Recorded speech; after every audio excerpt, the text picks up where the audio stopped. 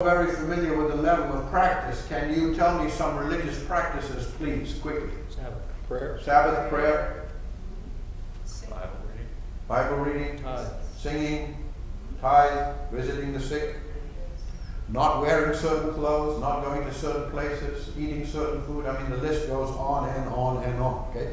We're all very familiar with the level of practice. And actually, some people live their religion merely at the level of practice. They don't get much beyond that. I've known some people, they will tell you, yes, we do this, we don't do that, and that's the level at which they live. And the level of practice is actually a very important level.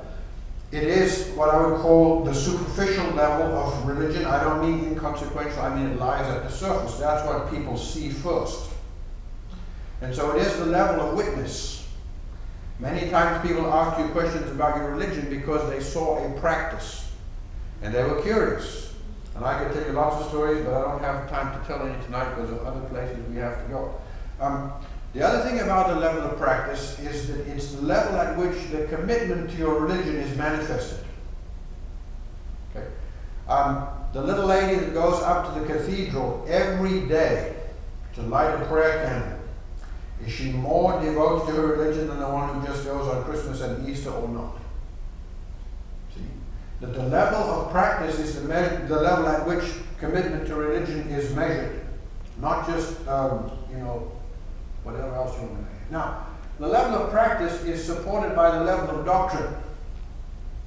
And this is very interesting because if I saw you doing something and I said, now look, friend, I don't do that, so what's the story here? You would immediately do what? That's right. You would go down one level to the level of doctrine and you would say, okay, here are the reasons, 1, 2, 3, 4, 5. See?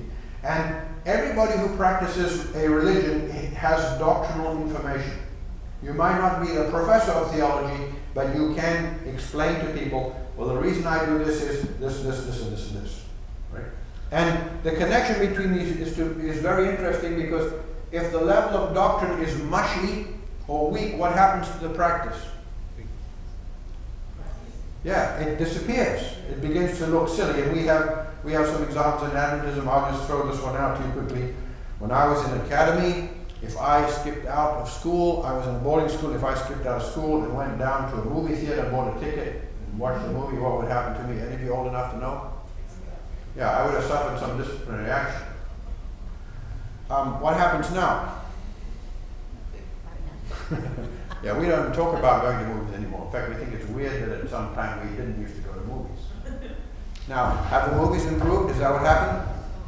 They've gotten a lot better now, so we don't have to worry about it anymore, right? No. The reason is that the justification for the practice was not substantial. I remember in high school, my Bible teacher said to us, we don't go there because the people who go to movies smoke and drink, and angels don't go into movie theaters. Well, that's profound. Okay. And of course, somebody always tests the taboo. I remember I had some friends who went down to the movie theater and they came back and they said, you know what? There's no smoking in there. Okay. And there's no drinking. If you did that, they'd kick you out. Oh, so now what happens to the justification? And then we got to thinking, angels go into lions' dens, but they don't go into movie theaters. Okay, well, that's profound. So, the justification for the practice begins to look silly, and so the practice itself is silly. People say, and of course then television came and we started watching movies in our own homes, and what was completely missing is not the location, it's what are you feeding your mind. And I have to tell you this, I get picked on a little bit at school because I don't know much about movies. I grew up in rural Africa where there was no movies, and I never got into watching movies, and my students pick on me because I don't know about movies. So I challenged them one day in a class. They were picking on me. I said, I'll tell you what, guys. You make a list of movies that you think would be good for my mind and my soul, and I'll watch them all. And guess what happened? Silence. I've never had a list given to me. So, anyway. So the level of doctrine is pretty profound, it's pretty robust. People like Larry Mager and Dave Thomas, we are now living primarily at the level of doctrine because we are the ones who explain doctrine. We argue for it, we preach about it, we teach people about it, we invite people to join on the basis of doctrine. See? And by the way, this works the other way. If the level of doctrine is refreshed, a new practice might emerge. And you see this in times of revival. When you think about early Adventism, a lot of new practices arose because people went back to the Bible and they said, hey, the 7 days of Sabbath. Oh, didn't know that. New practice arose. They read that the original diet was grains, fruits, nuts, and vegetables. They said, okay, well, if that was good enough for Adam and Eve, it's good enough for me. And, you have this whole set of new practices that emerge because the level of doctrine was refreshed and made robust. See? So, very interesting. And I would say that most Christians live at this level right here, between these two levels. Right? Most of us don't know that there's another level called hermeneutics, and we certainly don't know there's a level called presuppositions. Now, what are hermeneutics? Well, hermeneutics are the rules of engagement, so to speak. Hermeneutics are the principles that are derived by various means that allow for the proper production of doctrine. You can't just make doctrine any way you want. You have to have some principles that you operate by. We call these hermeneutical principles, and your pastor and I happened to have been in the seminary at the same time, and he will remember, I think, that in that era, hermeneutics was a hot topic. Because how do you do this properly? And there are still debates going on. We've been arguing about this for 30 years, and there's this theory of hermeneutics and that theory and this other theory, which I'm not going to go in here tonight. Now, what interests me is that below the level of hermeneutics is a level of presuppositions. It is now starting to be called macro-hermeneutics. See? That it's a larger scale than even hermeneutics. And the way this works here is that in one way or another, the elements of religion are distilled from a collection of grand societal narratives. Okay? Behind every culture, behind every religion are a bunch of stories. It's amazing how the most important things in life are embedded in stories. See? And in Christianity we have stories of origin, stories of right and wrong, stories of destiny, stories that tell of evil. And if I asked you, what are some of the great narratives that undergird Christianity, what would you tell me? Creation. Yes, you would begin, in the beginning God created the heavens and the earth. What's another one that you would choose? The birth of Jesus, yeah? Yeah, the calling of Abraham, right? The resurrection. There's all kinds of these. You know these stories. And this is why Bible reading is important, because it has these stories. Now you notice that the Bible is not a book of facts as much as it is a book of stories. See? And so what happens is that we go through these stories and we distill out from the stories the various elements of our religion: practice, doctrine, hermeneutics, and presupposition. See? So understand that behind all of this are stories. Okay, what happened here? Oh yeah. Here's a narrative in picture form. And if you look at this, you see this lovely bucolic scene, this nice little community with all this nice farmland and the mountains in the back. And here you see the dome of the sky, right? And attached to the dome of the sky are all these little stars and the moon and the sun that rides up and down on the inside of the sky. But look down in the corner, what do you see? A curious human being who has managed to get to the edge of the sky, and he has poked his head and shoulders through. And what does he see? Well, he sees the rolling spheres, and he sees a wheel within a wheel, and I don't know what these things are here.